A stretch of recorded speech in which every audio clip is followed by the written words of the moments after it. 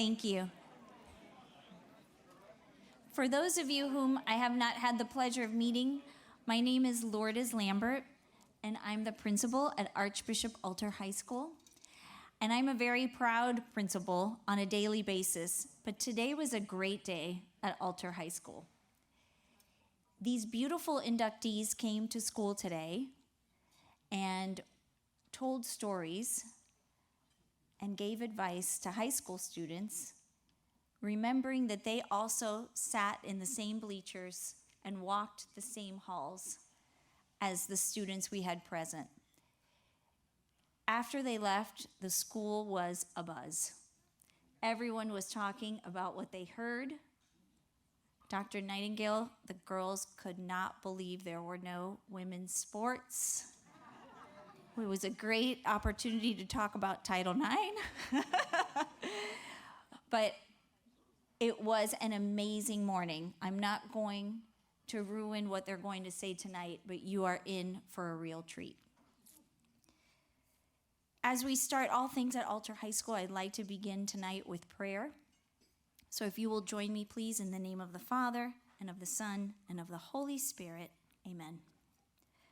Father God, we come into your presence with thanksgiving and joyful hearts. Lord, we thank you for bringing us here safely.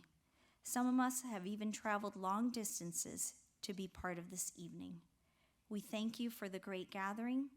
We thank you for the entire advancement team and Hall of Fame committee who have worked so hard these past months in putting this all together. We thank you for the great institution we call Alter High School that has brought us together tonight. A school where we learn to pray, play, study, and dream together. We thank you for this special night. Joyfully, we are assembled once again as Alter Knights to remember happy days and refresh our friendships. A time to catch up with each other, a time to celebrate the wonderful years that you gave us together. We ask, Father, that you bless our time together tonight, and may this be another example of the care we have for one another as knights forever. Bless the food to the nourishment of our bodies, and bless those who have prepared it, those who will partake of it, and all who will serve it.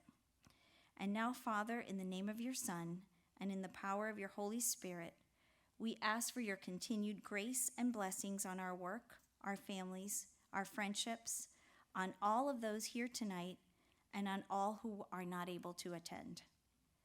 We submit to you the next minute in silence in remembrance of each of the Alter Knights who have gone on ahead of us and who now can only be held in our memory. We are forever joyfully held in your loving embrace.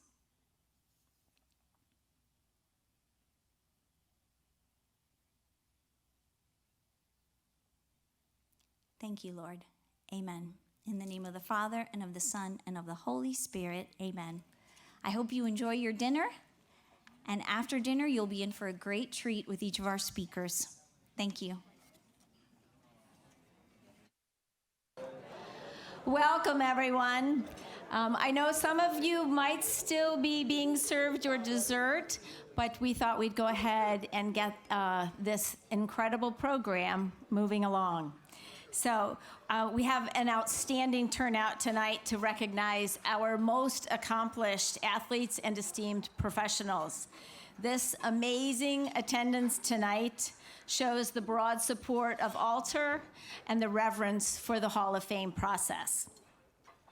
This year's induction class include two extraordinary female athletes, Nina DeGuardo Vasuli and Melissa Tycho Andretta, who were slated to be inducted last year, but who needed to request a deferment. So we are excited that they could finally join us this year for their induction.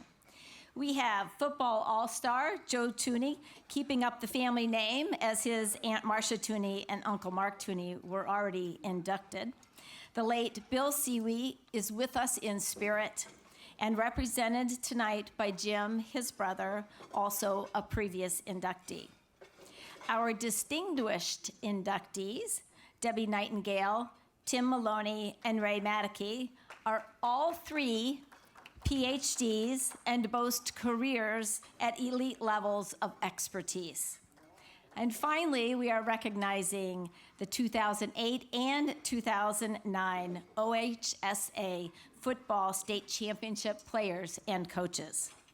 Our inductees have traveled from coast to coast and places in between, and we truly are thrilled to have you and so many guests here tonight to celebrate.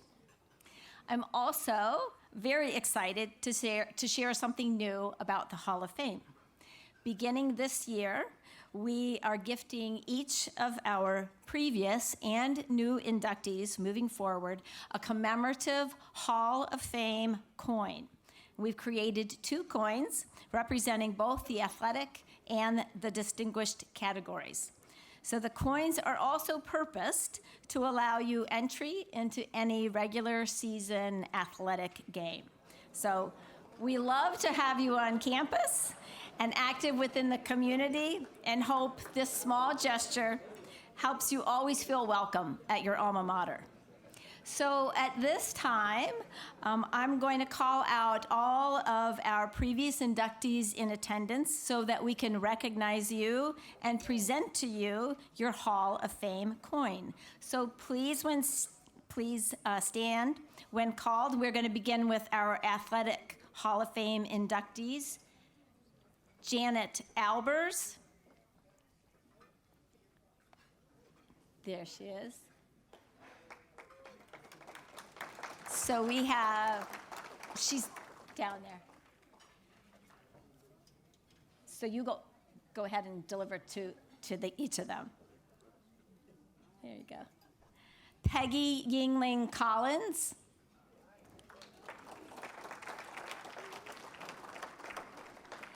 Gino DuGuardi. Coach Ed Domsites. Stephen Fortson.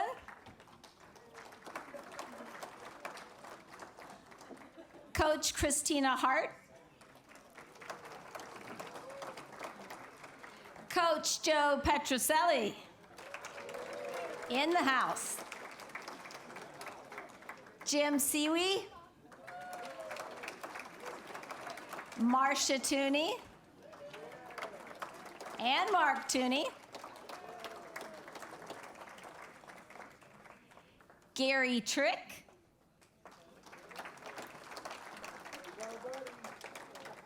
And Bob Vari.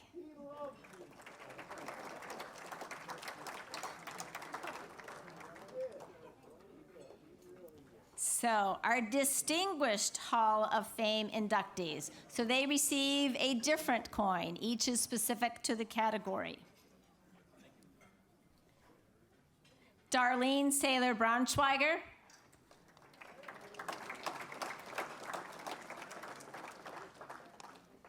Willie Bruns.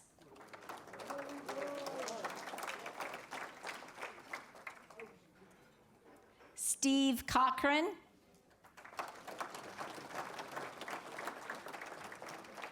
Karen Dempsey Volk. Lori Dorn.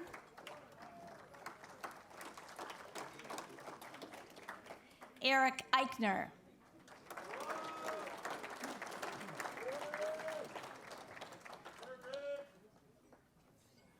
Richard Kuntz. Greg Merrill.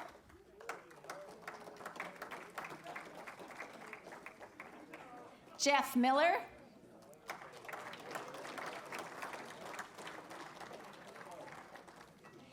Jimmy Peters.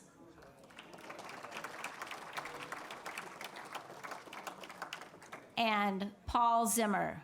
And Paul also represents his late wife, Maggie Zimmer, also a distinguished Hall of Fame inductee.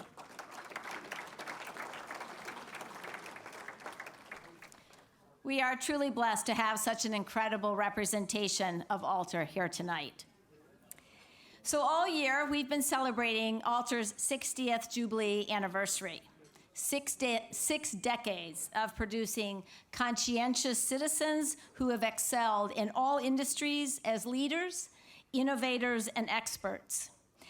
We hosted earlier this year in the fall, in September, our 60th anniversary dedication on September 30th, the actual 60-year anniversary of the dedication of the building by Archbishop Alter.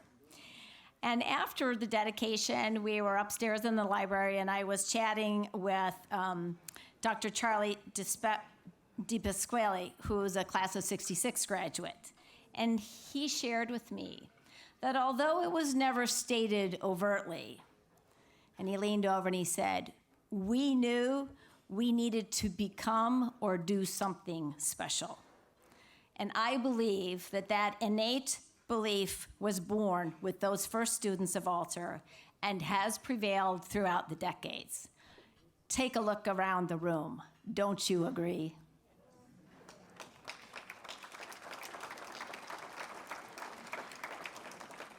At the end of the recent Diamond Jubilee Gala event, Principal Loris Lambert shared an exciting vision of our campus that projects renovations, including a gymnasium with bleachers on both sides, new gym and stadium locker rooms, a weight room that can accommodate all of our athletes, a multimedia room, a 3-court field house so that students can practice after school and be home for dinner with their families, a first-floor student commons attached to a new main office for improved student life and security, and a football stadium worthy of the amazing athletes who were and are trained to compete at the highest level.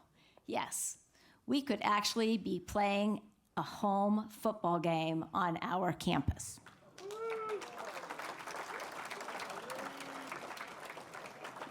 The vision is lofty, but Alter has never shied from a challenge, regardless of difficulty. So we will be sharing more details as soon and invite all of you to participate in this journey to transform our campus, offering your time, your talent, and treasure to help us make this vision a reality. I want to note that this morning's student assembly hosting our new inductees, along with tonight's banquet, are the result of great planning and coordination by the advancement team members, Heidi Van Antwerp, Renee Miller, and Connor Ryan. Can you please stand to be recognized?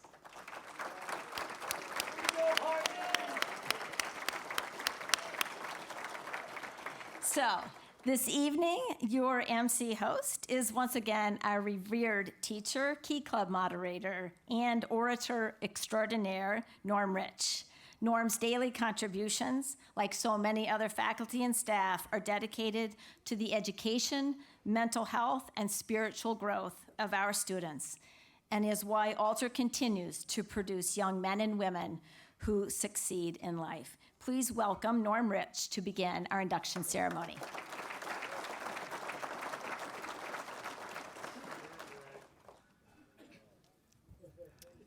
Good evening, everybody. It is such an honor to be with all of you tonight as we celebrate the lives of 7 amazing people and 2 incredible football teams. You know, when I was at the assembly today, when the inductees were sharing their life's wisdom, it reminded me once again why Alter is such a special place. That it's not just this building that teaches curriculum, but we're really a community that teaches people to live life. And our inductees tonight are great examples of how to live life. There's a leader who writes a lot of books, and he's a pastor named John Maxwell. Some of you may have heard of him. And John says that a leader knows the way, goes the way, and shows the way. And as I read all these bios before tonight, I realized that that's exactly what our inductees are. They're not just people who made great accomplishments in life, but they're leaders who gave of their time and inspire other people to greatness. So with that being said, let us celebrate our wonderful inductees. Our first inductee tonight is the late Bill Seawee from the class of 1977. Bill passed away last summer. Bill grew up in Lower Dayton View off Salem Avenue, and he expected to attend Chaminade High School like his dad and 4 brothers. But as fate would have it, Bill became an altar knight in 1973. Bill began his football career as a freshman. He didn't know how to put on a uniform. He didn't know how to get into a stance or snap the ball, block, or even tackle. But he learned football the hard way by getting hit hard and hit often. At the end of his sophomore year, he began to emerge as a force on the offensive line. He was 6'4", 220 pounds, and he learned that he could hit as hard as anyone. Bill was happy to learn from one of the best linemen in altar history, the All-Ohio and Altar Hall of Famer, Mark Tooney. Bill became the starting center on the 9-0-1 1975 team, and he handled all the long and short snapping duties. He was named second team All-Greater Dayton League and honorable mention All-Area. As the most valuable lineman, Bill earned many honors during his senior season, including being named to the first team of the All-Greater Dayton League, the All-Area team, the All-Southwest Ohio team, the All-Ohio team, and the first team All-Center, All-America team. He made also the Greater Dayton League All-Academic team as well. Bill received a full scholarship and decided to play and study at the University of Notre Dame. While at Notre Dame, he was a 2-year letter winner and handled all the long and short snapping duties for 2 years. He received a 1977 national championship ring his freshman year, and he played in the Mirage Bowl in Japan, the Sugar Bowl, and 2 Cotton Bowls. Upon graduating, Bill had the opportunity to try out for the San Francisco 49ers, but instead he put his finance degree to good use by accepting a position with a local manufacturing firm. Bill was known to many as a humble, gentle giant. He had no ego about his success as a high school and college football player. He was a very hard worker. He was a quiet leader who led by example. He was kind to all who crossed his path. He was a good student, a good friend, a good father, husband, son, and brother. Bill's brother, Jim Seawee, states the following: "The greatest compliment that I could give my little brother was the dignity and courage with which he accepted his diagnosis of Lou Gehrig's disease. ALS, sadly, yet mercifully, took him quickly. Not once did I hear him say, 'Why me?' He trusted in God, and he resigned himself to the divine will of the Father. I only hope that I can mirror Billy as an example of how to leave this life with love, faith, and dignity. He was an inspiration to me and my hero." Accepting this honor on behalf of his late brother is Jim Seawee.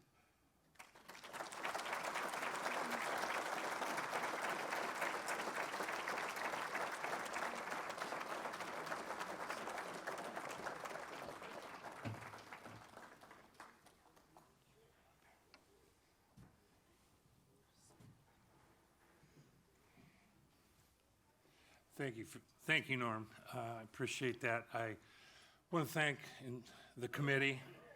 I know if Billy could be here, how honored, how touched he would be with this tremendous, tremendous honor. With me on stage is his family, his wife, Sheila, and this is his daughter, Sarah, his daughter, Anne Marie, and Anne Marie's husband, Ryan. And we want to congratulate all the members that are included this year. I call you Bill's new teammates, and he would be so proud to be here with you. You know, when Billy came to Alder, it's really true, and my brother Steve will tell you this, he had no clue. He couldn't play CYO football. He was too big. So all of a sudden, he's sitting outside, and he comes out of the locker room the first time, and Timmy McVeigh, and some of you may remember Timmy, he was the captain of our first team. Steve, my brother Steve, said to him, just hope. Help him not get killed. He's going to get killed. So Billy came out, his thigh pads were inverted. He didn't know how to put on his girdle pads. And so I said, this is going to be a long one. This is going to be a long one. And so but Billy had great mentoring. Coach Jack Ward was a great mentor for him and was very patient with him. Also, I have to give great credit to his teammates. One, of course, was eventually a young man who was the first team All-Ohio. He was captain of the first undefeated team, Mark Tooney, and Mark was a great mentor. He was the first one to get a scholarship from Alder to Notre Dame, and Billy followed into Notre Dame. And Mark did a great job with him. He had great friends, Eric Eichner, Jeff Miller, people like that he was very close. But Billy was a very quiet, unassuming individual. He had no ego about anything that was given to him as far as accolades as a player or anything like that. You would have loved to listen to Bill's acceptance speech tonight because it would have been over 4 minutes ago. But let me just say a few more things. When Billy, I think it was on November, All Souls Day, was it All Souls Day? He was diagnosed with Lou Gehrig's disease. And we all know what that can do to someone, and we know what the eventual end is going to be like. But Bill, he never once, when I was with him, he never complained. He always had a great sense of humor. To give you an idea of a sense of humor, he said to me, I asked him one time, Billy, he's in bed, he can't move very well. He's 265-pound guy. He can still think well, but his body is shut down. And I said, Billy, what can I do for you? He goes, Jim, you got to do one thing for me. You got to order 2 priests to come out here and give me the last rites whenever I need them. I said, Billy, why? He goes, you can never have enough insurance. That's a true story. Billy was that way. And I know he's very proud. I congratulate on his behalf and our entire family. Congratulations on all the wonderful inductees. Thank you to Alder for this great event. And I think Anne Marie would like to say a couple words for it. Okay? Yes, just briefly, on behalf of our family, I just wanted to thank the Altar community. I know my dad would have been incredibly honored to be here tonight. And, as everybody said, he was a very humble person. He didn't, we mostly heard about his football accomplishments through his brothers and friends and teammates. So he never talked about it himself, but, we'll always remember him. The football will always be part of his legacy, but we'll also remember his sense of humor and his kind heart and, the courage with which he faced his illness. So, we're just honored to be here tonight, and, we'll hope his memory will always live on with us and with his friends. So, thank you.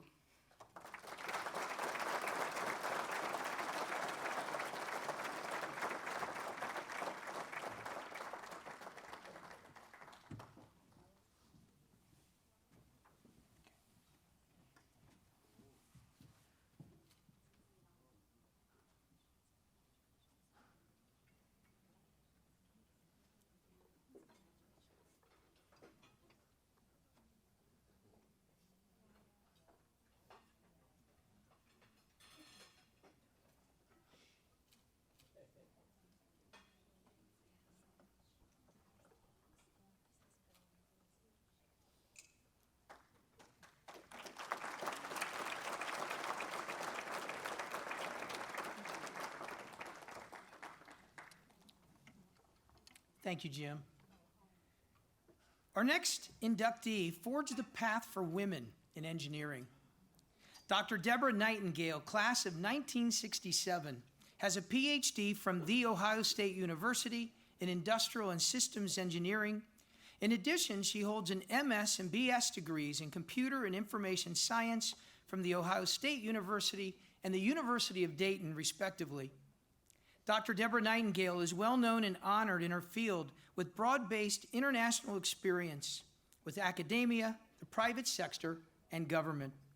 She has worked with multiple industries, including aerospace, automotive, financial, healthcare, and energy.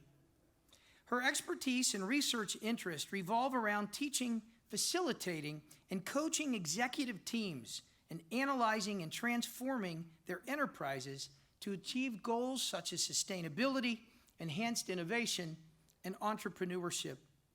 Dr. Nightingale served on the faculty of MIT from 1997 to 2014 as a dual professor of practice in the Engineering Systems Division and the Department of Aeronautics and Astronautics.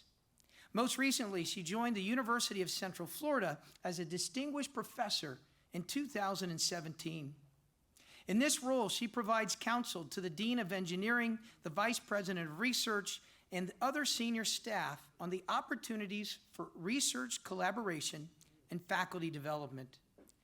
Prior to joining MIT, Dr. Nightingale headed up the strategic planning and global business development for Allied Signal Engines. She is the lead author of 2 books in her field. She serves on a number of boards and is a frequent keynote speaker. Dr. Nightingale was the recipient of the Frank and Lillian Gilbreth Lifetime Achievement Award for her research on the application of a holistic approach to enterprise transformation. This involves people, processes, information strategy, and technology, something that she's very passionate about. Many of the students, employees, and women that she has mentored over the years have gone on to very productive careers where they are now giving back to others. One of Deborah's passions outside of work is traveling to ancient spiritual sites such as Egypt, Peru, England, and even Sedona, Arizona. She loves studying, interacting with international countries and cultures. In addition, she continues to be very active in the National Academy of Engineering and the Institute of Industrial and Systems Engineers as both a mentor and a teacher of women in engineering. In high school, Deborah was involved in the Young Christian Student Group and the National Honor Society. She was an avid fan of our basketball and football teams and went to every game. She enjoyed many a sock hop and remains good friends with several Altar alumni. Deborah currently lives in Arizona with her beloved cat, Krishna, and is a proud mother of her 2 children, Jessica and Jordan, who are leading successful lives. Dr. Deborah Nightingale.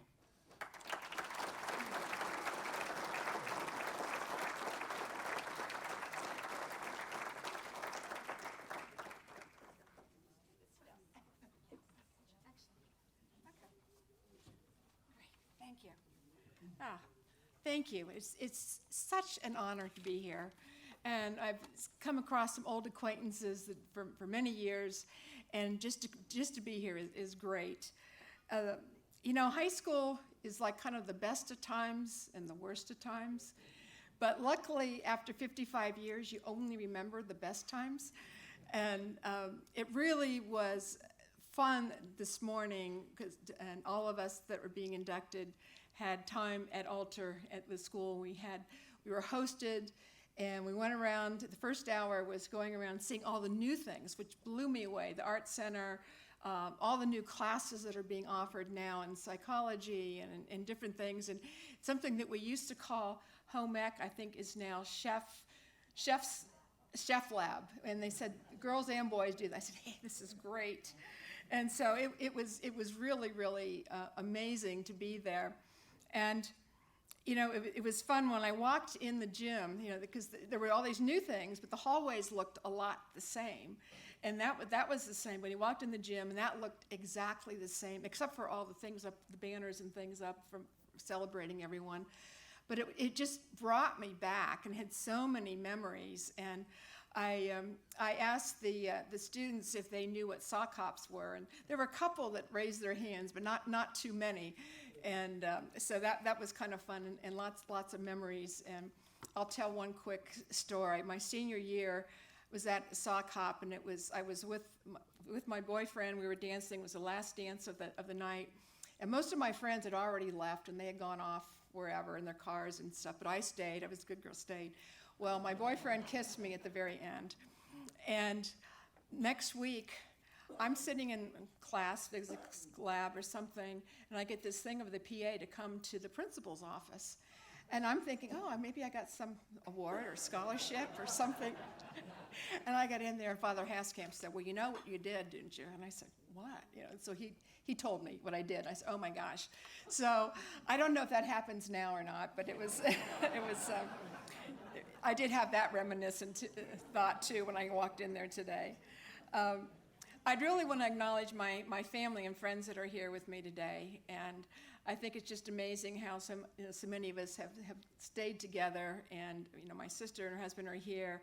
I have two really dear friends, good friends from high school that came. One of them came from Maryland to be here tonight, and Mike, who nominated me, and then Gul, a new friend, who's the Dean of Engineering at University of Dayton, and I'm on their advisory board and helping giving back some there. But I'd also like to acknowledge my parents, who are deceased, but for sending me to Altar, because I'm the oldest of 6 kids, and it was a tough thing for them to do. And they thought education was important and did that. And so that was great. I was actually the first in my family to go to college. And I remember actually that Sister Mary Louise was the vice principal at that time. And my parents were kind of at a loss. They said, well, we don't know how we're going to pay for this, or what are we going to do? And she called them up. She was actually my mom's cousin but she called up my parents and said, you have got to figure out a way, and we will help you do it. And so I really had good support. On the other hand, there was no one at that time suggesting I be an engineer, right? That was just not even in the mindset, the vocabulary. And my very first job when I was 16 was given to me by a neighbor, and it was to be a computer operator in a data processing for Ellen Berry, did the Yellow Pages. And that's when they were back in the big reels and punch cards and all of that. And I found out a week after I was on the job that he wanted to see, he was giving me a job because he liked me too, but he wanted to see if a woman could do that job, because at that time they could pay women less. And first I was a little devastated, but I started talking to all these programmers and all these things, and they started saying, hey, are you aware that University of Dayton has an undergraduate computer science department, one of the first in the country? And it was mentioned. I was, originally I was good at math, so I thought, okay, I'll go into math, and I'll be a math teacher, or I'll do something with math. Well, then this opportunity came up, and it was just, I said, wow, this sounds great. So I went on in computer science, and then later on went to Wright-Patterson Air Force Base and did more graduate work there, and then got interested in industrial and systems engineering and went on. And so I've often counseled young women. It's like sometimes you get the lemons, but you make them into lemonade, and you have to figure out your opportunities. You have to ask for things. I was very often in my career the first woman in different positions, and many times the only woman. And I found I had to ask for responsibilities and kind of fight for a few things. But guess what? Most of the time it all worked out. I guess the thing that I found is that having a passion for something, and that's what I counsel the students today, is probably the most important thing. And now I'm at a stage in my life where I choose things that I like doing, and I'm still working, we said, part-time.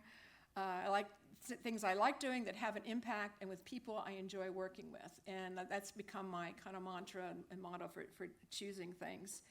And it was mentioned in the introduction, I'm really was impressed with all of the psychology and some of the people side of things. And I found that in my career as an industrial systems engineer, that getting the people involved as well as the technology and the processes and all the other things is really, really important.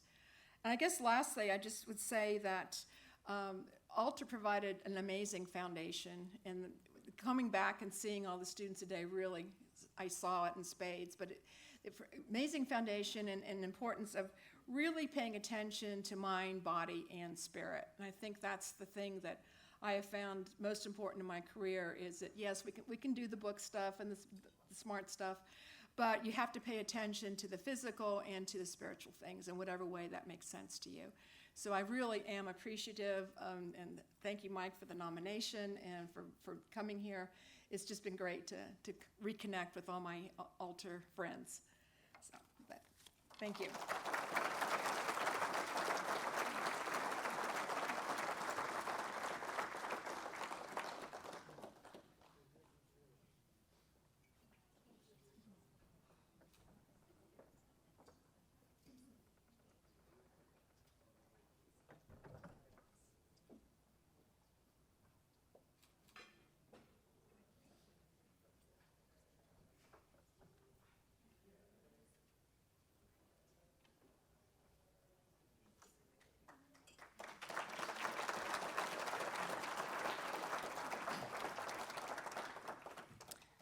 Our next inductee has a career that many of us have enjoyed following for years. Joseph Tooney of the class of 2011. During his time at Altar, Joseph served as senior class president and was ranked in the top 10 in GPA for his class. He earned 3 varsity letters in football and 2 varsity letters for basketball. He won back-to-back state championships as a sophomore and junior in football and received all Greater Catholic League honors as a senior in both sports. As a senior, Joseph was the team captain for basketball and for football. After a successful academic and athletic career at Altar, Joseph attended North Carolina State University, where he graduated with a degree in accounting and received a minor in Spanish. He was selected by USA Today as a first-team All-American and voted first-team All-ACC his senior year in 2015. But, as we all know, Joseph's accomplishments in football were just getting started. In 2016, Joseph was drafted in the 3rd round by the New England Patriots and quickly became a starter, where he has since started in every game of his NFL career. He is the only player in NFL history to start in the Super Bowls his first 3 years in the league, winning in 2017 and 2019. In 2021, Joseph signed with the Kansas City Chiefs, and he won his 3rd Super Bowl just a few months ago. During his time in the NFL, he has been voted AP Second Team All-Pro in 2019-2022. And to quote some of the experts online, they said this: Tooney has become one of the best guards in the game, and he fits well into any system. But Joseph is not just one of the best players in the game. He is also one of the best men. He was the first-time recipient of the back-to-back Ed Block Courage Awards in 2021 and 2022. This is a program associated with the Boys and Girls Club of America and with the Make-A-Wish Foundation.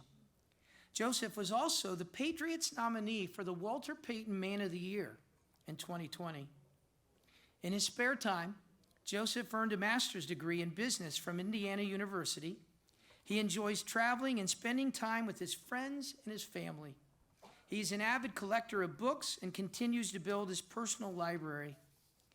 He is the youngest of Beth and Dr. Michael Tooney's 4 children, and he comes from a legacy of Altar High School graduates, including Megan and his brother Eric and father Michael, as well as many, many cousins. Ladies and gentlemen, please welcome the 3-time Super Bowl champion, Joseph Tooney.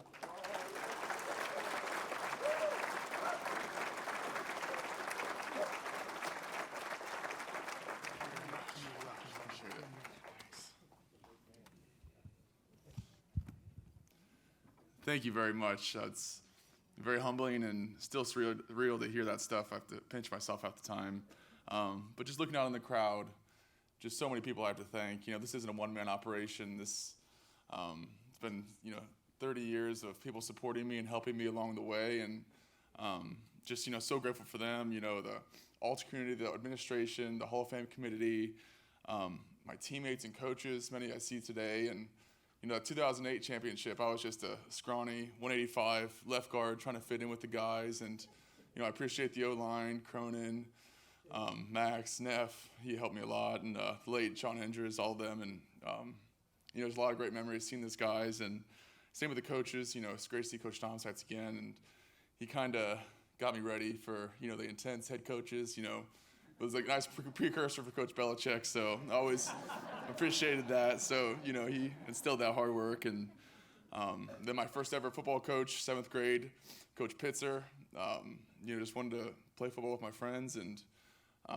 it was a great experience, never looked back. And the Bonanos, you guys have been a rock for me for the longest time, and trying to play with Andrew and everything. And then the Armstrongs, just unbelievable after all these years. Thomas, just unbelievable riding with you to school, playing football, and just so appreciative. And then my Aunt Marcia and Uncle Mark, you guys really set the standard for the family, just unbelievable success, and so humble about it, and just go about your business. And I'm just so proud to be part of the family and do what I can to, keep that going. And my siblings, Eric, Megan, and Monica, you guys mean the world to me. My parents too, grandparents, and then Jack, the next generation coming up. So we've got a whole crew of them here.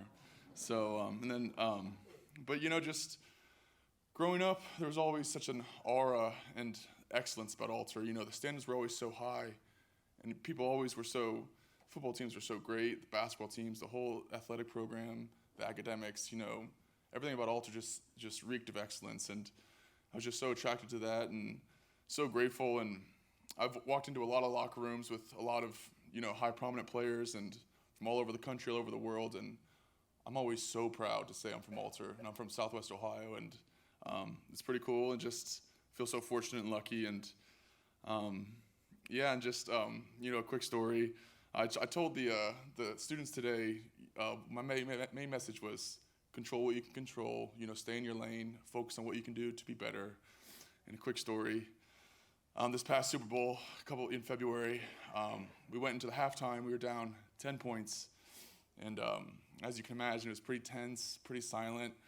And then, people started standing up and kind of, trying to get the team going. And then all of a sudden in the background, you hear Rihanna's music start bumping from the walls, because she's the halftime performer. And they try and keep it quiet, but you look around and people start tapping their foot, listening to the music. I'm like, all right, come on, focus, down 10. But obviously, we were able to turn it around and got a good victory there. And but just standing here, I'm just so humbled, so thankful.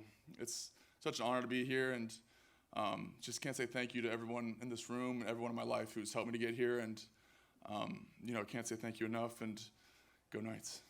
Thank you.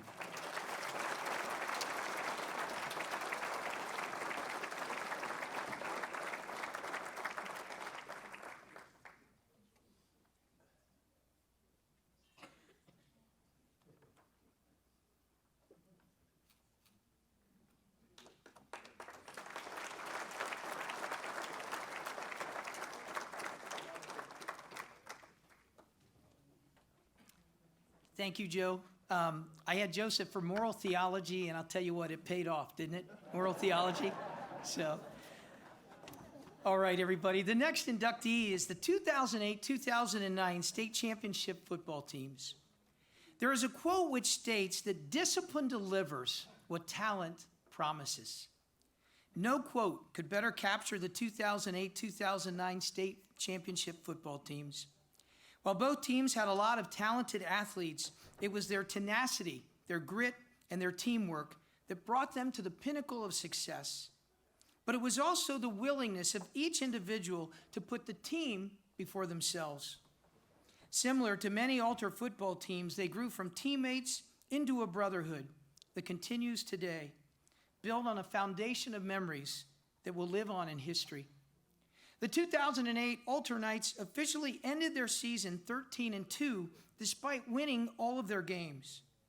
Due to a self-reported ineligibility issue, the team had to forfeit their first two wins against Fairmont and Bellbrook.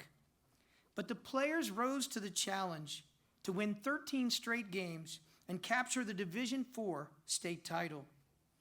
It was one of the more remarkable things that Coach Dom Sites had ever seen in his coaching career.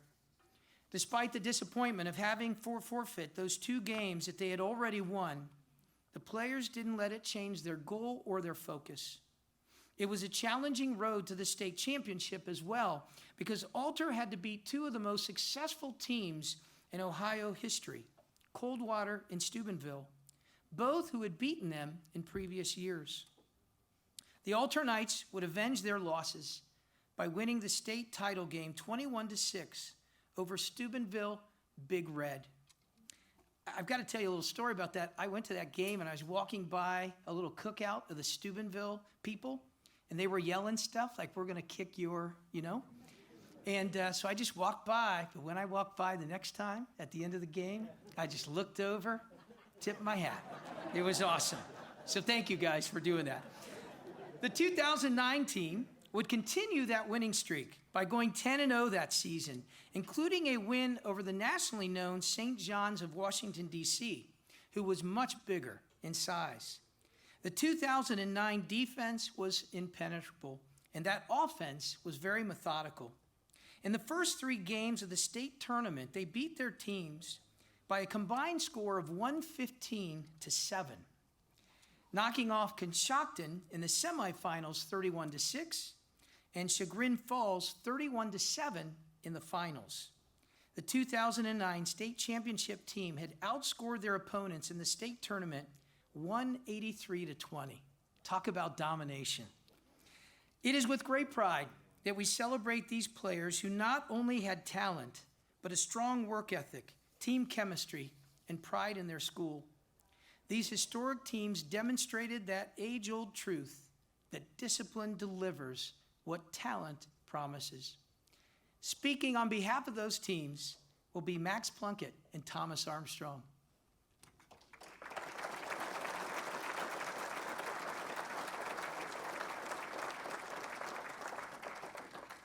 Max, you might have to be a little careful just to give you a heads up. We're good. We're good. So obviously we were not supposed to speak tonight. You're supposed to hear from our awesome quarterback, Austin Boucher, but he was unable to make it tonight. But one thing I know as an offensive lineman, sometimes you have to take a hit for your quarterback, so here I am.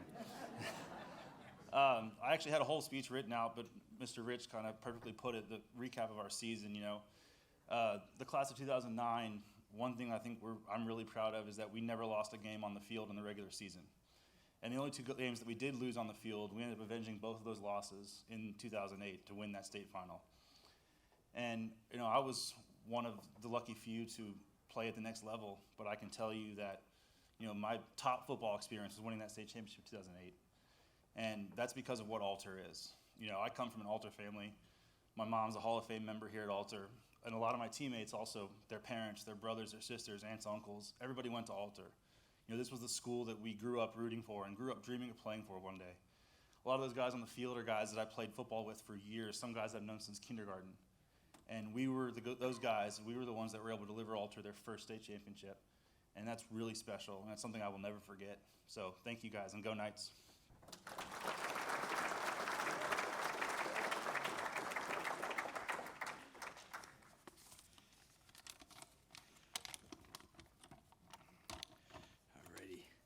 First off, on behalf of all my teammates who are here today, who couldn't make it, and those who are with us in spirit today, we just would like to thank Altar, the Hall of Fame committee, for this incredible honor tonight. It's just super humbling to know that we were part of a couple two state championship teams that were the benefits of being inducted tonight. In 2008, thanks to the 2008 senior class, 2009 class of when they graduated, but when they won their first championship, that feeling that we had was just unbelievable. To be able to do what you love, go out after class every day, practice with your friends, and it was just unbelievable. And coming into that next summer, and to Thomas More and the two-a-days, our senior class really wanted to feel that feeling again. And so we came up with our slogan, which was Battle Back to the Top. And every day, Coach Dom Seitz would talk about complacency and consistency. You're consistently showing up to do work every day, the small things. And even if it was whether, we're playing Purcell Marion, who, no disrespect, but barely had enough guys to fill a roster, or we were playing St. John's, and I had to politely remind my co-captain, John Doncaster, to lighten up on the trash talk because I was about 190 pounds playing nose guard, and we were going against some dudes that looked like Joe playing on Sundays, so I was trying to keep myself a little safer than. So, needless to say, he did not keep his mouth shut, but we got the W, and we were on our way to a 15-0 season. And the state championship was not just a senior achievement. You know, from sophomores who were, playing special team or scout team, juniors and seniors, everybody played a role in our state championship run. And it taught us a lot about trust and perseverance and how to consistently show up week in and week out. Today, being nominated and induction of the Alter Sports Hall of Fame is extremely humbling as a class and as a team. To be recognized alongside some of the greatest athletes in our school's history is truly an honor. But it's also a reminder of the hard work and dedication that we all put in. And as a group, I think we can all thank our families who drove us to lifting 7th and 8th grade, all of our Alter teachers who were extremely encouraging on and off the field, and the Alter community, who I think for a 2-year span had enough parties and tailgates that anybody would care to count. So in closing, again, I would like to thank Alter, the Hall of Fame committee, our coaches, and our teammates for inducting the 2008-2009 Alter Football State Championship team into the Hall of Fame. It's an honor that we will cherish for the rest of our lives. And again, I would like to congratulate all the distinguished and athletic Hall of Fame members today, especially my cousin Joe, who's been such an inspiration to our family, and everybody's extremely well-deserved. So go Knights. Thank you very much.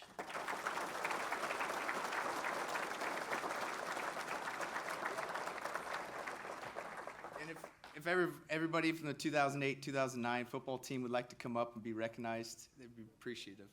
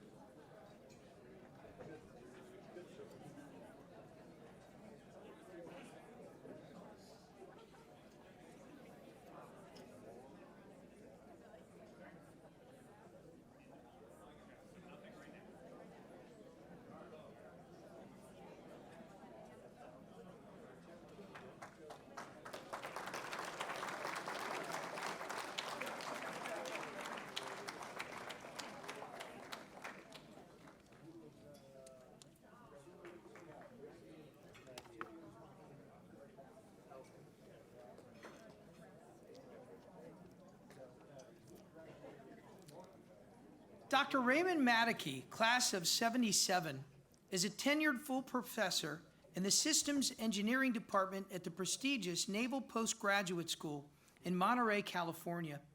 He received his BS in Mechanical Engineering at the University of Dayton, his Master's in Systems Science at the University of California, San Diego, and his PhD in Industrial Systems Engineering at the University of Southern California. His research interests are in systems and software management across a broad range of applications. He has developed widely used tools for systems and software cost estimation and is currently leading the development of new open source modeling software. His research has been funded by numerous agencies, from the Department of Defense to NASA's Jet Propulsion Laboratories. Previously, he was a research assistant professor in the Industrial and Systems Department at the University of Southern California, and interim director of the Systems Engineering Program. Prior to academia, he had 20 years of management and technical experience in industry. He also serves as an expert witness and litigation consultant for software project in intellectual property cases. He has over 220 publications, including 4 books, numerous journal articles, and many conference papers. He is currently writing Systems Engineering Principles for Software Engineers and What Every Engineer Should Know About Python. He has won multiple corporate awards and Best Paper awards. In 2016, he received the USC Center for Systems and Software Engineering Lifetime Achievement Award. His community service activities have supported STEM education at the middle, high school, and university levels. He served on the San Diego chapter board of the International Council of Systems Engineering, which raises money and provides STEM grants to local schools and clubs for science. In California, he enjoys the great outdoors, bicycling, hiking, and wilderness camping at the beach, mountains, and deserts. At Alter, he was on the cross-country and baseball team, where he learned discipline, mental fortitude, and teamwork. After all these years, and despite geographical distance, he counts his fellow graduates at Alter among his best friends. His nominator said this: "He has a kind and generous spirit, combined with a curious and brilliant mind for mathematics and computer software engineering. He was a wonderful classmate, teammate, and friend to many at Alter." Congratulations to Dr. Ray Madicky.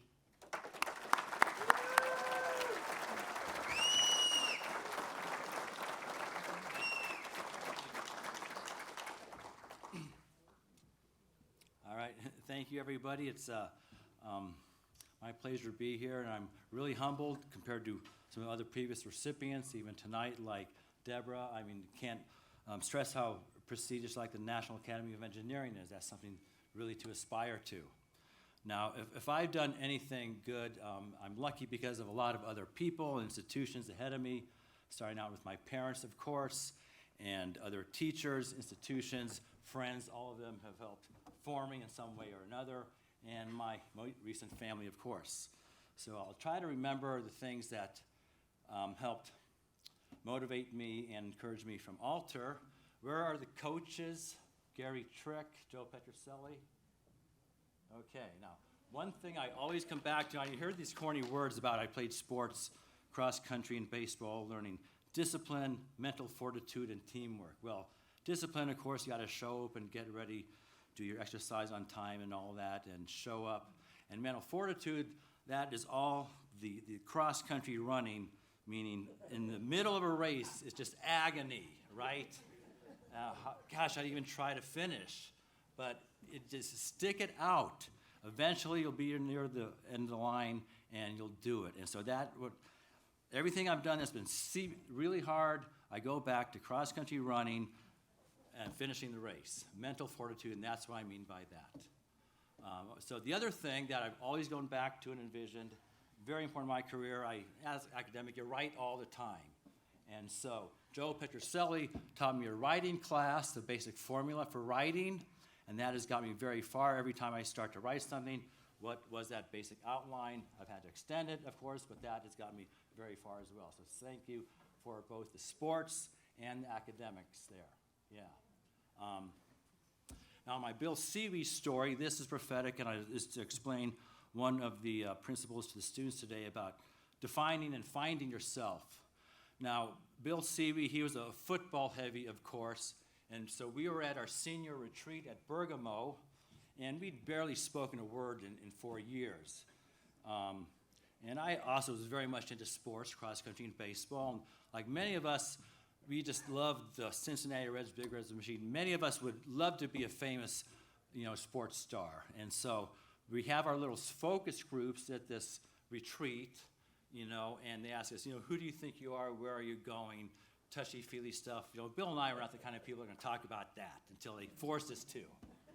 And so I finally admitted, well, as much as I would like to be a famous sports star, I guess I just don't have it in me. And so I guess I'm better suited to do something academic like sports and sciences. And I got a chuckle out of Bill Seavey, who was right next to me. And that broke the ice, and from that point, we kind of communicated like regular people again. So anyway, he went his path. I knew he was going to Notre Dame, and I went my path. And so I was telling the students, you have to figure out what you are good at and also interested in. Very important. That's one reason I've gone in academia, because I get to work on what I like to work on. Yeah. So a lot of my core memories are just the friends I had at Altar. My classmates that came tonight. Tim Reeser even bought a new suit for the occasion. How about that? His brother Steve, he was a big part of the group, the baseball group. Jeff Miller, Ike over there, Ike Nerd. I might have been a witness the one night when someone came up and put nerd and shaving cream on your garage door. I might have been there, Eric. I don't know. You were. So the other thing, I wish I could show you some pictures. Let's try a quick experiment. If it doesn't work, fine. If anybody has a phone at your table and go to a website to show you the pictures I would like to allude to, the website is my last name, matakey.us/BC. If someone has a phone, to look at that. If not, that's fine. I'll try to explain it. But, we had 6 kids in our family and a car, and to us, driving was all important because it got us freedom. And so I was one of the first people to drive. I was the first person to drive, and that's what it's all about. And so the whole gang came in our car. We took over, adopted the family car, and called it the Boozer Cruiser. And we just had the most fun in the world, and those are the best memories of high school for me. Some of those have them open online. Anyway, so we'll give you that URL another time. But we took over the car, and my good friend Steve, in fact, we were detailing the car. He monogrammed BC on the front of our family car, and it stayed there forever for Boozer Cruiser Gang. And that's the way it was. So anyway, Altar was a great platform for me, learning from the teachers and the other people, the students. Of course, I went to other colleges and learned from other professors and other mentors. It's been great, but this was a super beginning. Loved the discipline. And subsequent to that help my career was my poor and beautiful wife, Nancy, for 34 years. All the traveling I've been doing to support my career. How many trips has that been? I don't know. Always so busy, but she supports that. And my beautiful daughters, who didn't have any choice in the matter, right, but they stuck it out, and there was a good reason to come back home for. So, and I probably forgot something, but I guess that's it. Okay.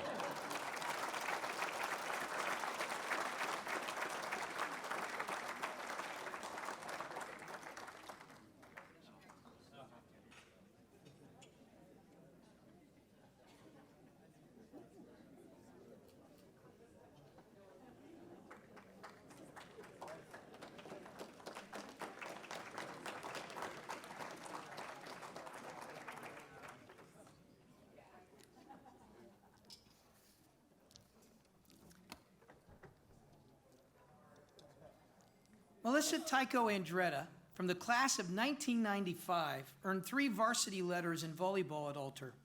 She was the captain of the first Altar volleyball team to win a district title and a regional championship game in 1994.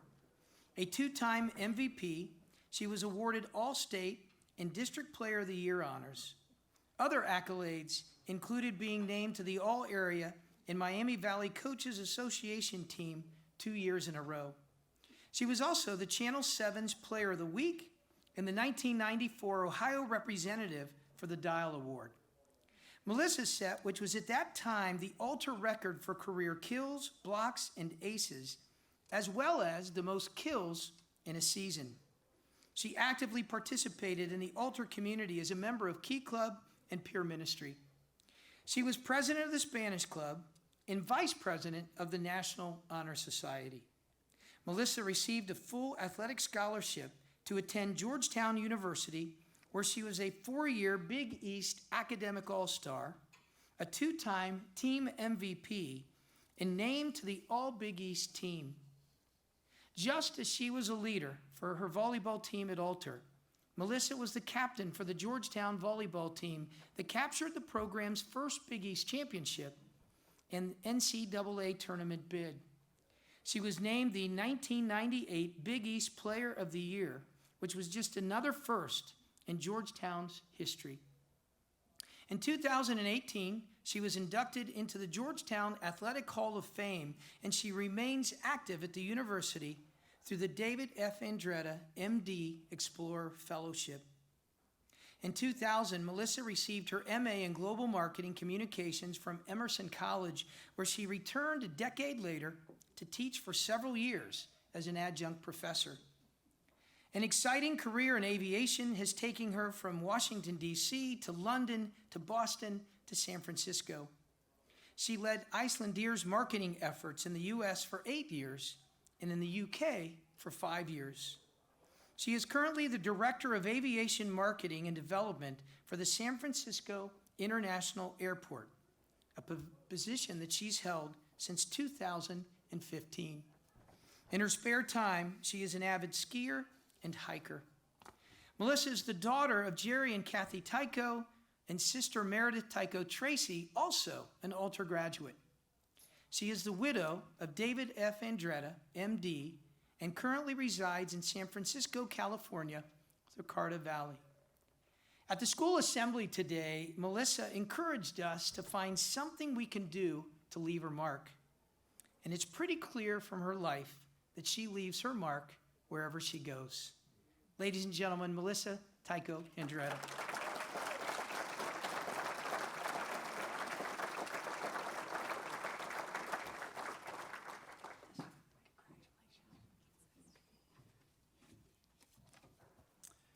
So the first time my teammates and I walked into the gym at Alter in 1991, we felt like we were home.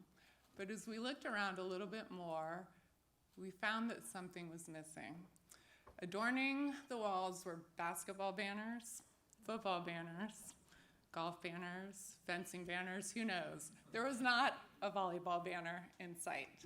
And for the sport that we loved, we were like, we're gonna change that. Volleyball, what a sport it is. A sport with terms like kill, ace, six-pack, pancake, right? A sport of crazy momentum shifts. A sport where you can hit the ball with all of your strength, and if everything goes right, watch it bounce off your opponent's face. If Joe Tooney did that, he'd get 15 yards, unsportsmanlike conduct, and a $20,000 fine. Speaking of football, in volleyball, the quarterback is known as the setter. Unlike the quarterback, the setter does not get the credit that they deserve. They don't get the thanks that they deserve. I've been lucky enough in my life to have so many setters both on and off the court, and I'd like to thank a few of them today. The first setter is Alter High School. Alter really set me up for a fantastic career at Georgetown, as well as my professional career. We were really lucky this morning. We got to walk around the school with student ambassadors, and we were walking up on the 3rd floor, which pretty much looks the same. And all of a sudden, my ambassador's like, oh, there's Sister Dennis. And I was like, oh my, this is terrible. I didn't think Sister Dennis was alive, you guys. I was so happy. I ran into the room. I gave her a hug, and Sister Dennis taught me calculus. And honestly, my first year at Georgetown, I had to take calculus. I went to the first class. I saw the curriculum. I was like, I know all of this. I didn't go to a single other class. I got an 100 on the final exam because of Sister Dennis. Other amazing teachers, too, that I remember, Miss Andrews in art, she was amazing. Miss Aarons taught me to write the perfect 5-paragraph essay. Mr. Peters, who's here, that's the hardest class I've ever taken in my life, but he made me a stronger student. And Sister Fran, who taught me to type, a skill that I use every day. So thank you, Alter, for really setting me up for something, a really successful career. The second setter in my life who I'd like to call out is the actual setter from my team at Alter, Mary Vanden Bosch. Mary personifies everything that an Alter athlete should be. Mary was a 3-sport athlete at Alter. She played volleyball, basketball, and softball. She was amazing at all those sports, and I was always like, Mary, why don't you just like pick one and like play club? And she's like, no, I'd rather play for my school. And that's what she did for 4 years, which always to me was so impressive. Mary sent me all the time. My dad would bribe her with Snapples, which were popular in the 90s. I owe Mary thousands of Snapples for everything she's done for me. Mary, the best way to describe her is like, you know when you were watching Lord of the Rings and you realized about halfway through, you're like, the real hero of this is Sam? She is Sam. She is this behind-the-scenes person who has meant so much to me in my life. And especially meant so much to me in my life when my husband passed away. Mary was there during some really dark times for me, and just realized that she just needed to sit there in silence, and she did that. We would go for bike rides for hours and not speak. She was there. We walked the Camino de Santiago in Spain, and we didn't really talk, but she was there. So I want to thank you, Mary, for being my setter for so many years. Yeah, thank you. I'm sorry, guys, I'm a crier. I also want to, the last group of people I want to thank are my parents and all of their friends who are here, and all of my friends who are here. My parents both went to University of Dayton. They have a great group of friends. So many of them are here tonight. Thank you for all being here. And my parents are wonderful. I want to start with my mom. You know, I look a lot like my mom, and I get the comment a lot, you're so much like your mom. I can't think of a better comment to get. She is an amazing woman, was a teacher at Centerville, actually, but she was, I know, also a really good school, not quite as good, but she would, you know, she'd be teaching at Centerville, and then she'd show up at Altar immediately after teaching and volunteer for everything we did for volleyball. She'd make our little hair thing. She washed my disgusting knee pads. She was amazing. So, yeah, I love my mom. And then finally, my dad. My dad is you know, a hero of mine. He's been a caretaker for my mom for the past 3 years. Her health's not well right now. And I know there's a lot of caretakers in this room, so Dad, thank you for doing that. And I just want to tell you sort of a couple of stories about my dad. So he would videotape all of our games on VHS tapes, right? Because no volleyball recruiter in the 90s came to Ohio. Like, it just didn't happen. So you had to send VHS tapes in the mail, and we sent out, Dad, like hundreds of tapes, right? In all of these tapes, you can hear him cheering, and anyone who knows him, so loudly after every play. And all the coaches that I sent the tapes to comment on that. They're like, that was a great tape, but who's that guy cheering? I was like, that was my dad. He also was the one to, my mom and dad sort of split. My mom took my sister to all her dance stuff and cheerleading. My dad would always drive me to volleyball to like miserable places like Muncie, Indiana, and like, you know, like 6 in the morning in the snow. We'd stay in like the Motel 6. So like, thank you for that, Dad. And then finally, my senior year, I really hurt my ankle really badly when we were in the tournament, actually. And we were up near, oh God, like Shawnee or something really far away. And I hurt my ankle, and the trainer there taped my ankle better than anyone had ever taped my ankle. So we got this guy's name, and for the rest of the tournament, my dad would drive me to like Columbus to get this person to tape my ankle just because it was like the perfect guy. Like, exactly, right? So thank you, Dad. I love you. And to conclude, that same year, that senior year, we ended up getting that banner that wasn't on the wall. We worked. It took us 4 years to get there. We almost got it our sophomore year. We got it. We got it our senior year, and our coach got us shirts that said Altar Volleyball, a banner year. I want to thank everybody here in Altar for really setting me up for a banner life. Thank you.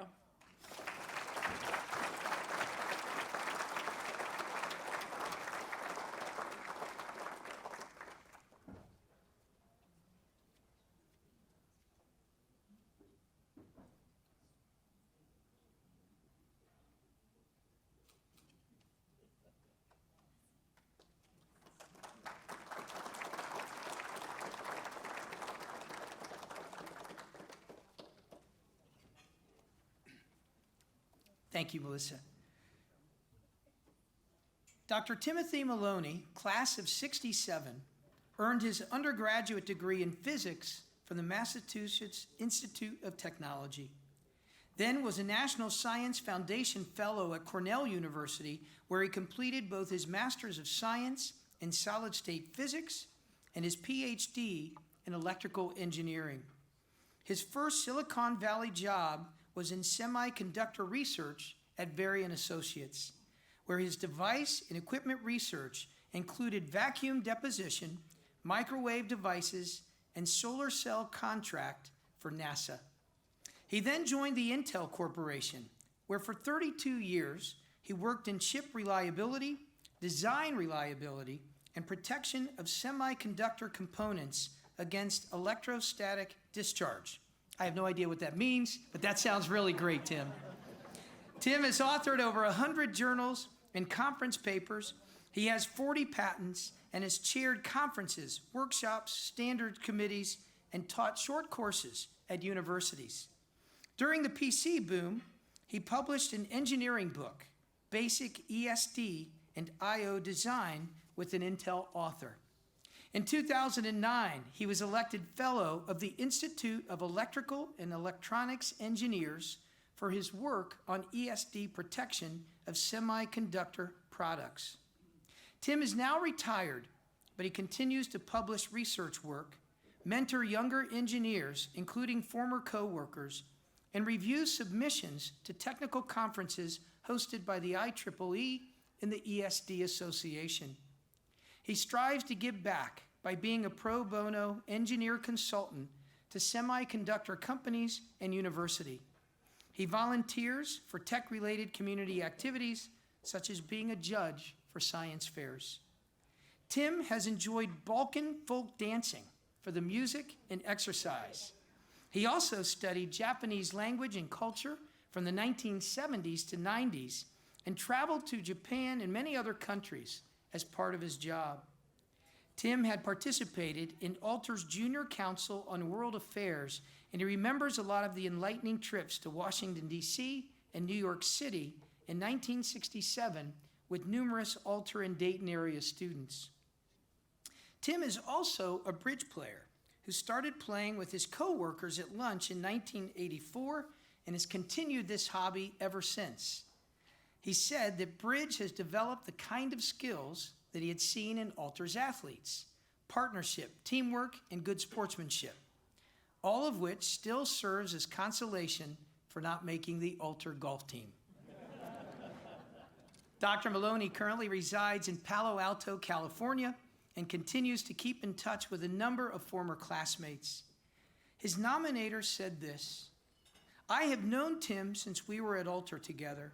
He has been a faithful and kind friend ever since. I have enormous respect for him, not just as an engineer, but as a human being with compassion and integrity." Dr. Timothy Maloney.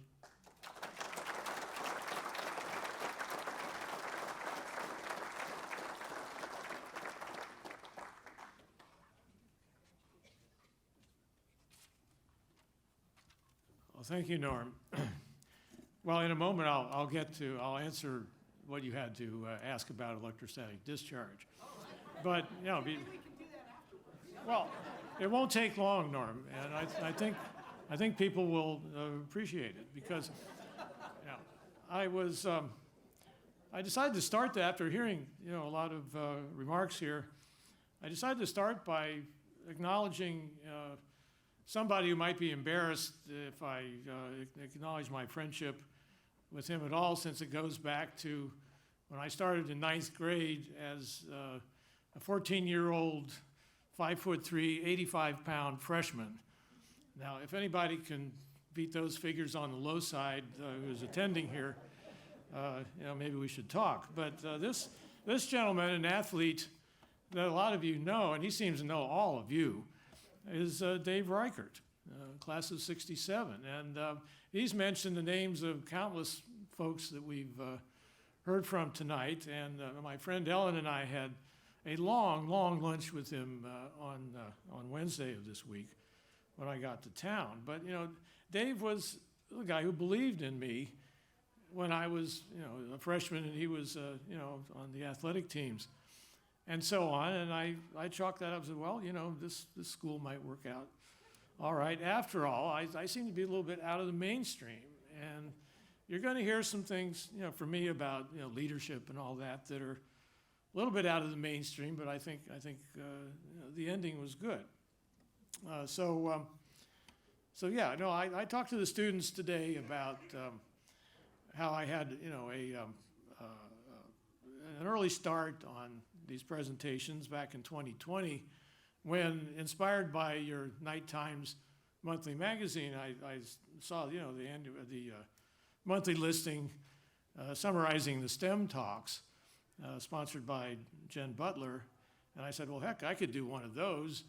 And, by the time the pandemic happened, I said, well, I could do one over YouTube and just, communicate to them by email and do all this in my living room. So I did in 2020, in October, and put it on my YouTube channel. And that channel is, all you need to know is my channel name, TJ Maloney, one word, no spaces.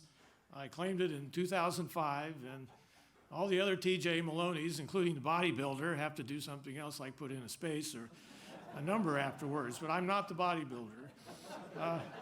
As was noted, I get my exercise through folk dancing and a little music participation too, and then the bridge, which Norm covered very well, that's what fills in for athletics. It's a game. It's got partnership, teamwork, diplomatic skills, hilarious incidents, and a front row seat at the Human Comedy. All those things. I got out of bridge by joining a lunch group. Okay, I was 34 years old, late bloomer and all that, but I had some skills that I still needed to complete. So, 34, fine, go for it. It seems to speak to me, and my lunch girl, the boss, was playing bridge too, so you kind of get permission that way. On the other hand, watch out about playing bridge in college, or some of you have kids in college. You can get hooked. I knew guys at MIT who are now famous bridge players, but they're not famous for what they majored in at MIT. So, those hazards exist. We all know, we know how to you folks know how to coach kids through youthful hazards better than I do.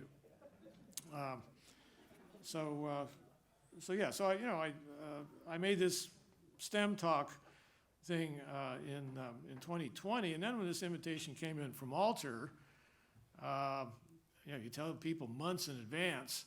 That gives them time to prepare, and so I just happened to have a correspondent, a high school teacher. They call it secondary school in England. I have a correspondent there who teaches computer science at a secondary school, and we met by accident around 2020, and we've been chatting each other up by email ever since. We've never met, but something clicked, and I told her about this high school thing. She's taken an interest in my career. She has teenage kids, and I seem to be some kind of a soothing presence, so I'm just going for it. So she said, well, let's talk about this pile of talking points that you have for Alter, which we can't possibly get through, and get on Zoom, as we had done a number of times, hit the record button and see what happens. So what you have that's dropped within the last week or two on YouTube, TJ Maloney, is a bunch of videos, many of them about Alter, including what I would call an affectionate remembrance of Father Haskamp, in case he needs better representation tonight. You're welcome to look at it.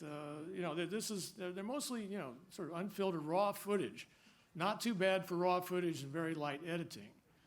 I might do some more editing. I have a few unlisted that have jokes in them that probably could use some editing. I might get to that, but there's plenty to look at. You can binge watch that's everything that I didn't get around to saying. You'll have enough of me by the end of it.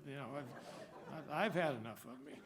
So I guess what I wanted to talk about, a little bit almost countercultural about leadership is that, we knew when I finally had a group of guys to hang around with at Alder. We played poker because we didn't know how else to have some fun without getting into too much trouble. Well, those guys aren't here tonight, by the way. They know too much. But, okay, so a bunch of poker players, and I'm talking about bridge players starting in my 30s. What about poker players? You learn some life skills that way, right? But it's, you don't learn the teamwork and cooperation that you athletes. I don't want to say we were envious of the athletes or the student council people and all that with the leadership training they were getting. We didn't want to admit to that, but we could stand to use a little progress on that also. And a bunch of poker players are playing a game that's sort of every man for himself, right? And you'll learn some diplomatic skills. You'll learn to look over personalities and understand people and all that. But it's not complete. It never felt complete to me. And perhaps most fortunately, I about broke even on being a poker player. I wasn't terribly bad, but I wasn't good either. I wasn't good enough to develop a gambling habit, and that's what happened. That's another thing you have to watch out for in your kids. I've seen this happen too much. Somebody who's good at games as a teenager takes money from their friends. I mean, I knew guys at college said, "Oh, I get pizza money by just playing some bridge or poker for money, and I've got pizza money and also a gambling habit." So, that's something to be aware of. So fortunately, I wasn't good enough at that. I didn't take it that seriously. It was a way to socialize. It was a way to take advantage of some guys who actually seemed to like me, but we didn't like each other enough to lead each other or get a group cohesiveness together. I mean, this would extend to hilarious lengths. For example, just ad hoc leadership, like driving directions maybe. I know that shortcut there will save 10 miles. Shut up, Maloney.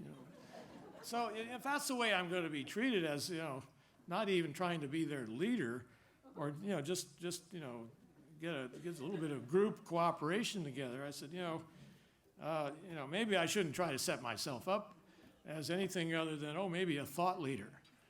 Okay, well, what's a thought leader? The best thought leaders around are people who are left alone long enough to think about stuff so that they have something substantial to contribute to their organization. So that's what I got away with, in the corporation and university for the longest time. Well, as a PhD student, you get to be a leader. You get to lead yourself for several years in serious research and then interact with people, as needed. But it's mostly a self-organized project. And the thought leader is, content expert is another thing corporations call it. That was really a blast for me because, I got to publish papers. We got to do, the same kind of thing that Ray did. Ray and I did a lot of things that are comparable. I talked to the students a lot about that, and, that's pretty good. But, I want to answer Norm's question about electrostatic discharge. Now, that is, it's really very simple.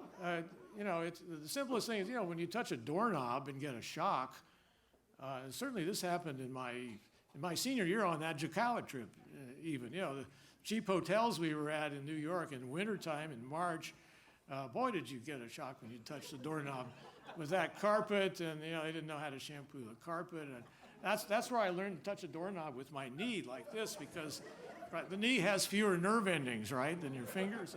That was my first invention in control of electrostatic discharge. So that's those kind of things in manufacturing and human handling can destroy semiconductor components. And there's plenty about my semiconductor stuff, in the STEM talk. But maybe the way to solidify this in your mind is that you, as a human being, as far as this event that happens when people discharge themselves into a ground, is that there's a circuit model, a very simple one. Some of you, probably maybe a substantial number of you, have at least enough technical background to know what a capacitor is and what a resistor is, right? A capacitor stores charge, a resistor, passes it with a voltage drop. So you, as a human being, well, wait a minute. I think we're all old enough to know this about the human body, right? That we don't need parental permission to tell you that your circuit model as a human being is a 100 picofarad capacitor in series with a 1500 ohm resistor. Okay, and when that touches a ground plane, there is a, 150 nanosecond pulse that happens, and, you've got several amps of current for, like 150 nanoseconds or so. So that's electrostatic discharge in a nutshell, right? It's not that tough. It's a racket. I got away with it for 32 years. Okay, well, we can skip to the. I don't want to forget the Seawee family, because the Seawee family was important to the Maloney family. My father, John Maloney, was a golfer, and I mentioned things in some essay about how he taught me how to play golf, and I didn't make the golf team, and he was fine with the bridge because he thought a boy and a man should have some kind of a game to fall back on. So so I was I was a second-rate golfer, but he taught me to play, and I'd have fleeting moments where I was really in the zone. This was engrossing, fascinating. It was great, but it was too fleeting for me to be good, or to pursue it any further than the Seawees. Now I don't know if Jim knows me, but I think Steve Seawee might remember me because he was just a little older, and we'd play out at Walnut Grove, and these guys were really good. But the real shout out maybe is needed for for Bill's parents, Al and Mary Rita. I mean, I met Bill as a baby in 1959 when he was born, because Mary Rita, his mother, took her last child out to Walnut Grove to show off little Billy. So, and I saw little Billy grow up, to age 7 or 8 before I left for college. And Mary Rita was so kind. She had 7 kids, and yet she made me feel special. I'm sure she made a lot of kids feel special. So they were wonderful people. And Al Seawee, I have to say, the father, one of my dad's golf partners. He had several. He had foursomes out at Walnut Grove, and Al's nickname among his golf pals was Peck. Okay, so I was there. The Seawees know I had to be there if you knew his nickname was Peck. But Al sold cars, and he sold some great cars to our family. I think as started out as used cars. I think the first one was 1962, where he sold us a red 1957 Chevrolet. So guess what I learned to drive on in 1965 when it came time for, but that was Al Seawee's doing, because he connected us up with good cars. Although that one was a 5-year-old used car when he sold it. He didn't know, well, maybe he did know it was going to be a classic.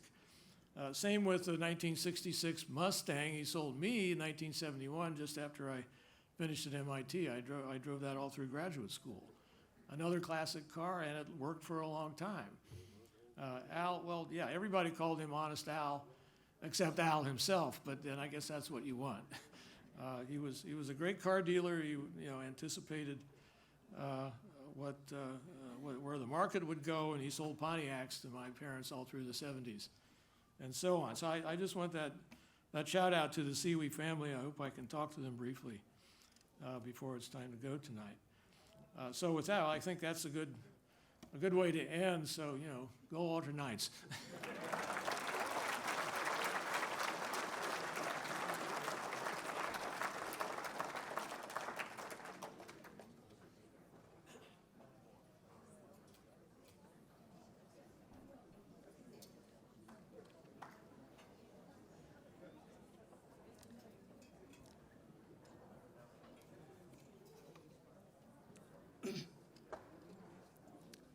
Thank you, Dr. Maloney. Appreciate that lesson. I'm going to be careful the next hotel I go to. Clean carpet before I open the door. All right. Folks, our final inductee tonight is Nina DeGardi Vassalou from the class of 2000. While at Alder High School, Nina earned 6 varsity letters, 4 in soccer and 2 in basketball.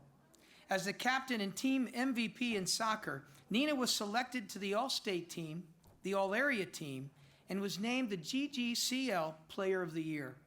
During her playing time at Alter, the girls' soccer team won multiple GGCL championships. Not only did Nina excel in sports, but she excelled in the classroom as well. participating in clubs, student council, and the National Honor Society.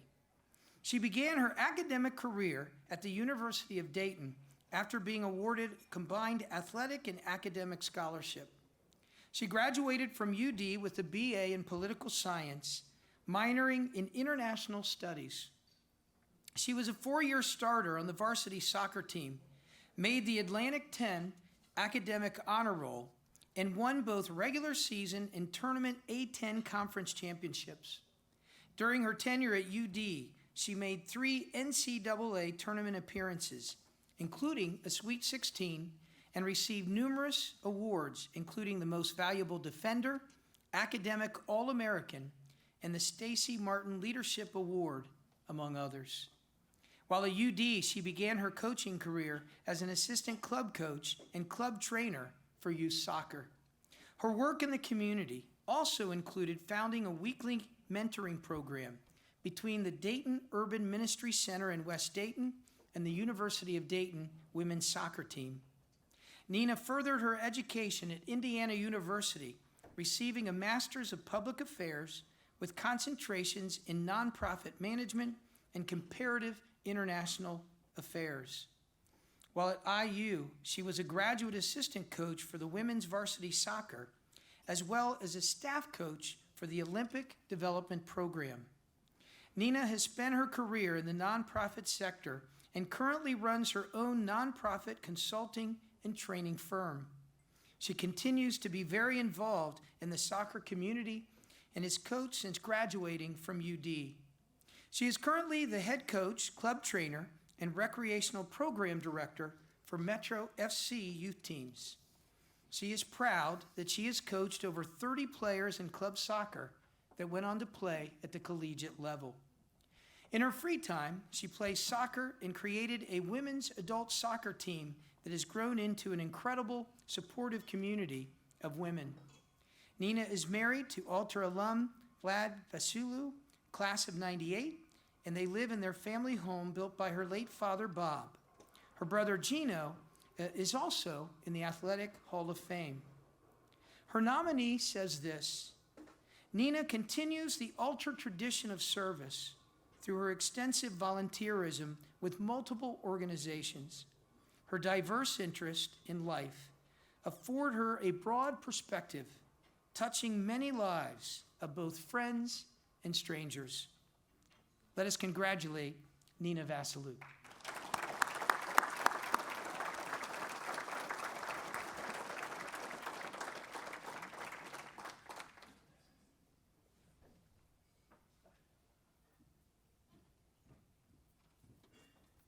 Hello.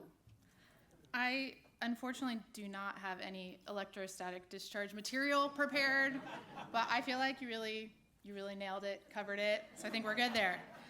I wanted to start first by just thanking Robin and Heidi and the advancement team at Altar for putting on such a wonderful event. It was fabulous today at school, as several people mentioned. Thank you so much. So when I first was contacted about being inducted into the Hall of Fame, I had some hesitation about it, mostly because really this Hall of Fame, it's kind of ridiculous if you look at the people who are included. I mean, it's people who have literally been blasted into space and invented Control-Alt-Delete and have won NBA championships and Super Bowls and done amazing and incredible things. And I thought through it, and then I really actually thought about something that my brother's college soccer coach, who happens to be the most successful college soccer coach in men's soccer history, his name's Jerry Yeagley, and he has this concept of the idea of piano players and piano carriers on a team. The piano players make beautiful, creative music, and the piano carriers are the ones who just get us to the concert hall, right? The people who win a ball and give it to the people who make magic artistry and the people who do essentially the dirty work. And that's who I am and was as a player. And so I just decided I will accept this on behalf of every piano carrier there's ever been, every Mary Van den Bosch setter. So it's just like, I think, a really good opportunity to do that. So thank you so much for including me. Altar, as I mentioned, has so many quality folks that, and I mentioned this morning, that it just seems that we churn out really quality people, professionally, personally, and the kind of people who give back. And I just wanted to note that has happened here. Melissa actually coached, she took out her time, I think, were you a junior in high school?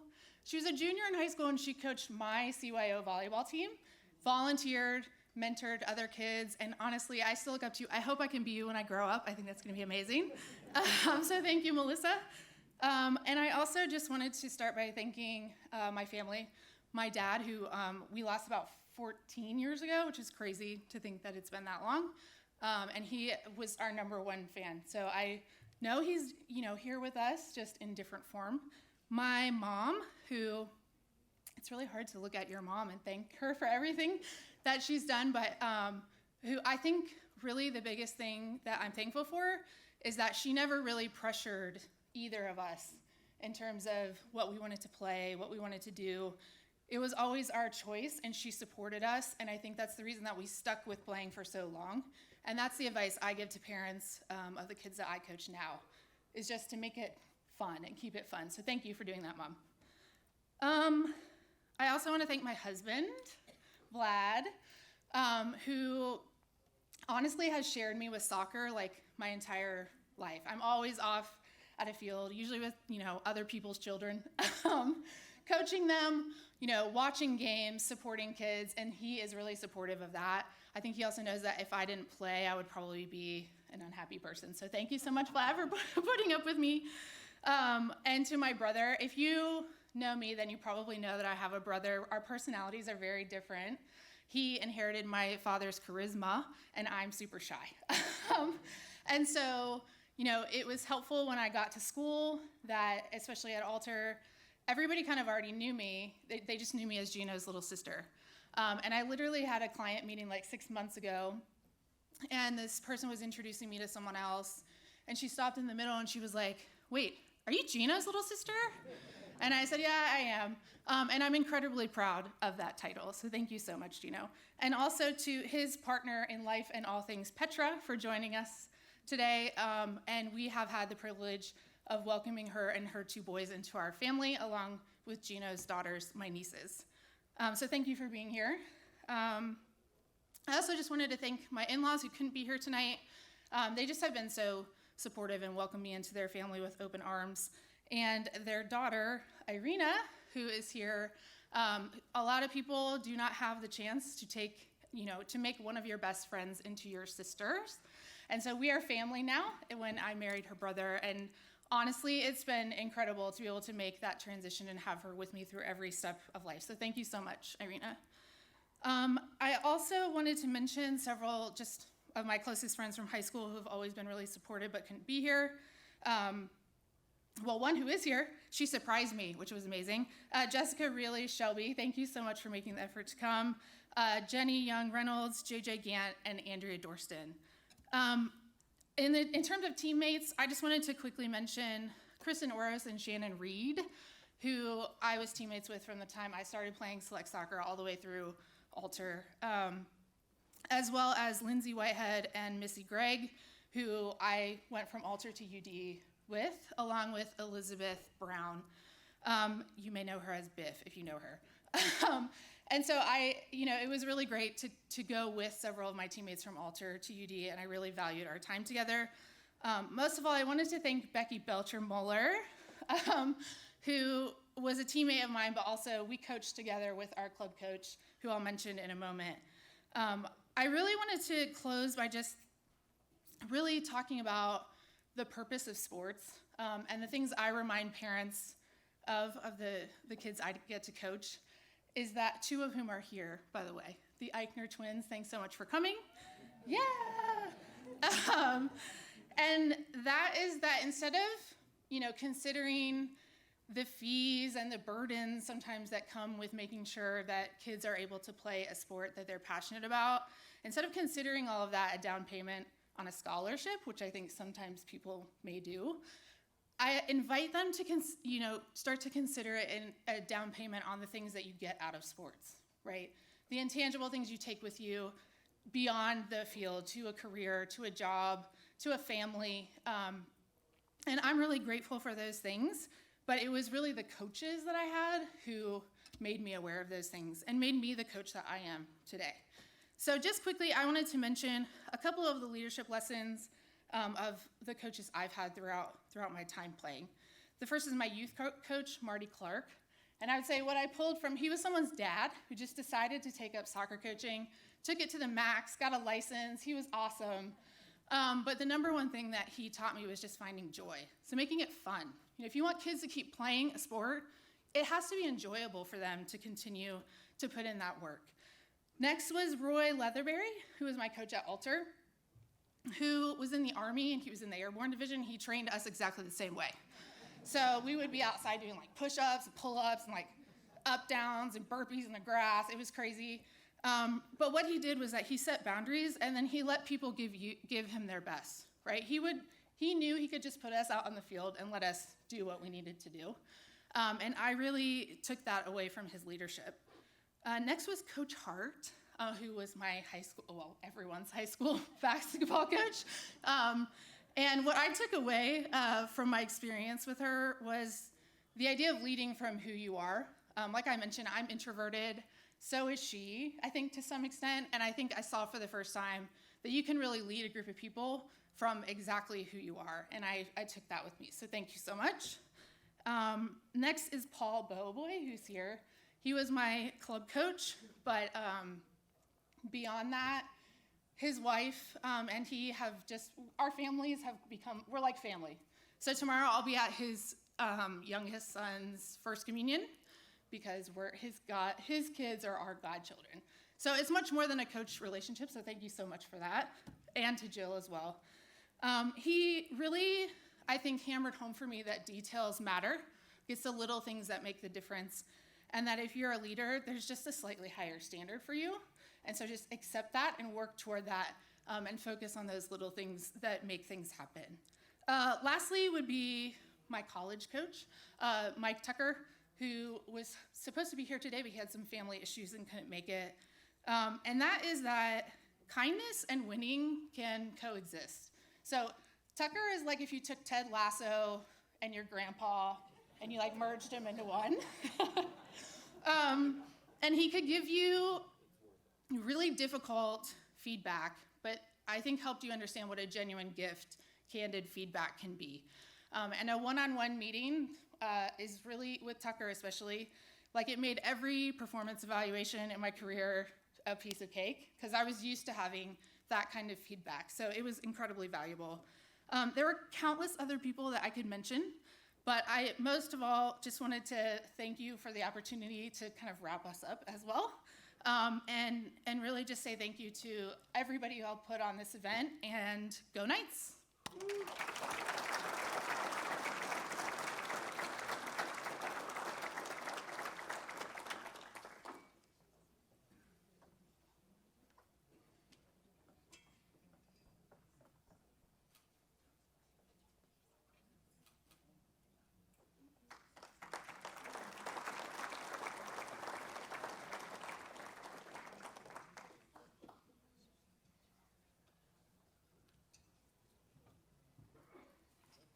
As we close this evening, as I said, I'm one proud principal. It's amazing to see the legacy that Archbishop Alter High School continues to produce in such amazing people. The Siwi family inspires me by their beauty and their beautiful memories. Anne Marie, you really touched me, and your memories of your dad's sense of humor and kind heart touched mine. He truly lives on through all of you. Thank you so much for being here. Dr. Nightingale, as I told you this morning, you are a rock star. And thank God for Sister Mary Louise. I too am inspired by turning lemons into lemonade, and will tell you that passion is truly what drives us all. Thank you. Joseph Tooney, I understand that you were senior class president, but I have to say I'm a little disappointed because the legend at Altar is that you always closed every day with a joke. No jokes today. You know, I didn't have the pleasure of being your principal, but your humility is an example for all of us. Thank you for reminding us to control what we can control. I'm going to say that to myself every morning before I go deal with high schoolers. I truly admire you. The 2008 and 2009 state championship football teams. It is so nice to put faces with all those stories that Coach Domsites tells us all the time. Max and Thomas, as Austin did this morning, you really embodied the spirit of the teams, their perseverance, the grit, the hard work, and dedication. You are living proof that faith, pride, and spirit never go out of style. Dr. Madeke, I love how you told the kids today to figure out what they're good at, but what I loved even more was seeing all the friendships you still share and the camaraderie that existed in this room. Thank you. Melissa, you made me cry. But the imagery that you gave us tonight of the setter, I won't ever forget that.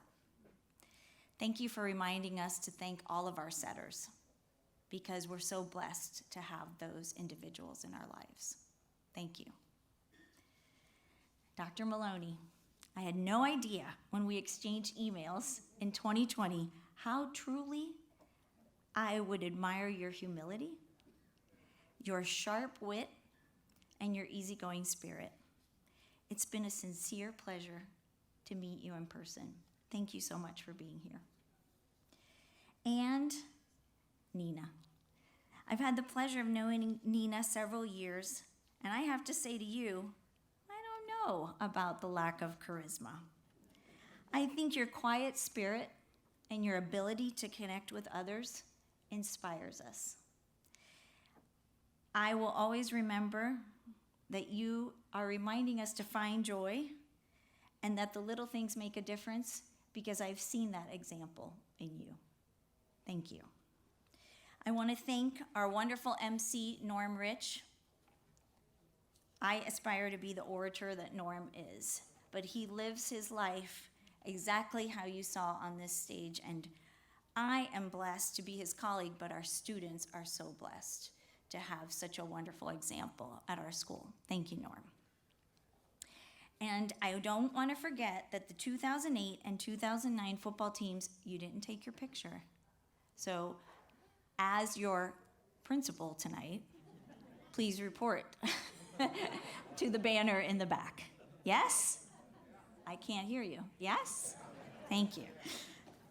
Thank you all for sharing this wonderful evening tonight. Thank you for your love and devotion to Altar High School. Thank you for the beautiful laughter and memories that filled this room. May God bless you all, and as always, go Knights.